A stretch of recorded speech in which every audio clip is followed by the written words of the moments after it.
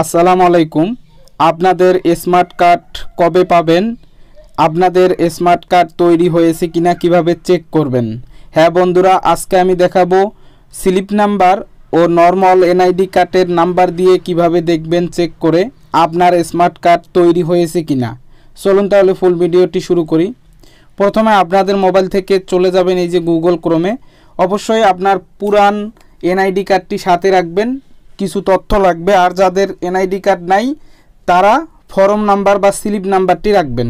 তা গুগল ক্রোমে যাওয়ার পরে এখানে সার্চ বারে সার্চ করবেন www.nidservice.gov.bd। ঠিক আছে, আপনারা এভাবে লিখবেন www.nidservice.gov.bd লেখার পরে সার্চ করবেন। সার্চ করার পরে এই যে দেখেন এখানে যে ওয়েবসাইটটি আসছে, এই ওয়েবসাইটে একটা ক্লিক করবেন। ক্লিক করলে আপনাদের সামনে এরকম একটি ইন্টারফেস চলে আসবে।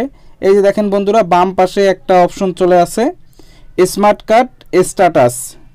জাস্ট এখানে একটা ক্লিক করবেন। এখানে ক্লিক করলে আপনাদের সামনে এরকম একটি ইন্টারফেস চলে আসবে। এখানে কিছু তথ্য দিতে হবে, যেমন এখানে আপনাদের প্রথমে আপনাদের স্লিপ নাম্বার অথবা আপনাদের এনআইডি কার্ডের নাম্বারটি এখানে দিবেন। এরপরে আপনারা জন্ম তারিখ দিবেন এনআইডি কার্ড অনুযায়ী।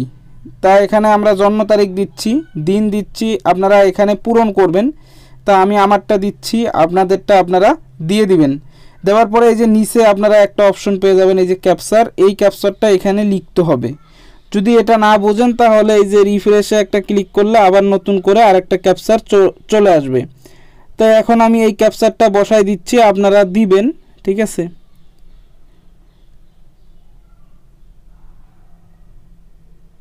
একটু ওয়েট করেন। তা আমি ক্যাপচারটা লেখার পরে এখানে লেখা আছে দেখেন সাবমিট। এই সাবমিটে ক্লিক করব।